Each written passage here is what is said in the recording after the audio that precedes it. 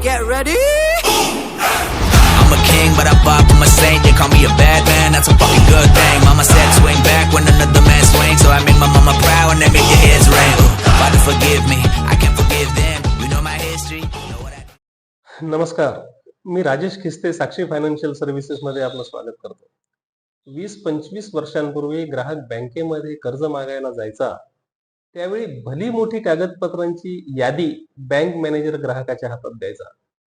2 जामीनदार द्यावे लागायचे आणि शहरामध्ये जेवढ्या बँका किंवा पतसंस्था असतील त्या सर्व बँका आणि पतसंस्थांकडून संबंधित ग्राहकाकडे कुठलीही कर्ज बाकी नाही असं लिहून आणावं लागायचं. एका कर्ज प्रकरणासाठी 6-6 महिने तो ग्राहक बँकेचे उंबरे झिजवायचा. पण आता परिस्थिती बदलली. कमीत कमी कागदपत्रांमध्ये लवकरात लवकर कर्ज कसं देता येईल यावर बँकांनी लक्ष केंद्रित केलंय. मागील 25 वर्षांमध्ये कर्ज प्रक्रियेमध्ये आमूलाग्र बदल झाले.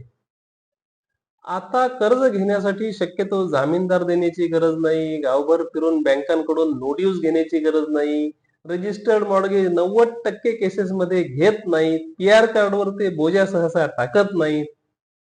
हे सगळं बंद झालं आणि ग्राहकाचा क्रेडिट स्कोअर चेक करणं बँकांनी सुरू केलं. कर्ज मागायला आलेल्या ग्राहकानं यापूर्वी किती कर्ज घेतलं, कोणकोणत्या बँकांकडून किंवा फायनान्स कंपनीकडून कर्ज घेतलं, ते नियमित फेडलं का की उशिरा फेडलं, ही सर्व माहिती आता क्रेडिट स्कोअर मध्ये नोंदवलेली असते. या क्रेडिट रिपोर्टमुळे बँकांना कर्ज देणं सोपं झालं आणि ग्राहकांना कर्ज घेणं सोपं झालं. पण अनेक ग्राहकांना याचा नाहक त्रास देखील झालेला आम्ही बघतोय. अनेक ग्राहक बँकेकडून कर्ज घेतात, ते वेळेवर फेडतात, पण क्रेडिट रिपोर्ट किंवा सिबिल मध्ये ते अपडेट केलं जात नाही. वास्तविक पाहता हे त्या संबंधित बँकेचं काम असतं. बँका ग्राहकाच्या कर्जाचे हप्ते, क्रेडिट कार्डचं पेमेंट किंवा इतर सर्व व्यवहारांची माहिती दर महिन्याला क्रेडिट ब्युरोला पाठवते. एकदा बँकांनी ती माहिती पाठवली की सिबिलला ती माहिती प्रोसेस करून अपडेट केली जाते. दर महिन्याच्या शेवटी बँकांना त्यांचा डाटा अपडेट करावाच लागतो. पण बऱ्याच ग्राहकांचा डाटा अपडेट होत नाही. एखाद्या ग्राहकानं बँकेकडून कर्ज घेतलं, त्याची परतफेड नियमित केली, ते पूर्णपणे फेडलं, पण क्रेडिट रिपोर्ट मध्ये ते अपडेट झालं नाही, तर त्या ग्राहकाला भविष्यात कर्ज घेताना अनेक अडचणी येतात. अशा वेळी धावपळ होते, मनस्ताप होतो, कर्ज वेळेवर मिळत नाही. त्यासाठी तुम्ही जर एखाद्या बँकेचं घेतलेलं कर्ज पूर्णपणे फेडलं, तर पुढच्या महिन्याच्या 15 तारखेपर्यंत तुमचा सिबिल स्कोअर पुन्हा चेक करा. तुम्ही घेतलेलं कर्ज क्लोज झाल्याचं तुमच्या क्रेडिट रिपोर्ट मध्ये दिसतंय का ते पहा. जर ते कर्ज क्लोज झाल्याचं दिसलं नाही, ते सुरूच असल्याचं दिसत असलं, तर बँक मॅनेजरला भेटा, बोला,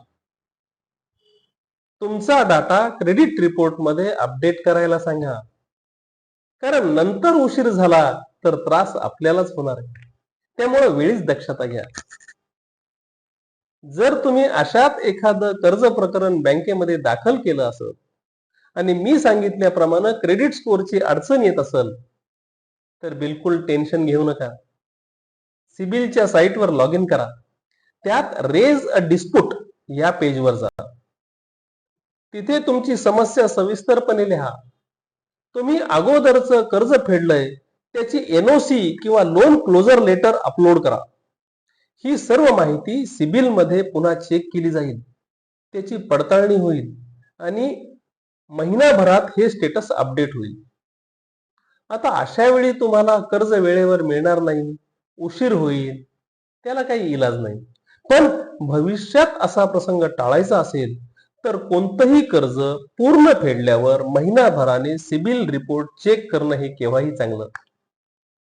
अशाच महत्वाच्या विषयांवर ते चर्चा करण्यासाठी साक्षी फायनान्शियल सर्व्हिसेसच्या ऑफिसला भेट द्या. हा व्हिडिओ आवडला असेल तर लाईक करा, भरपूर शेअर करा.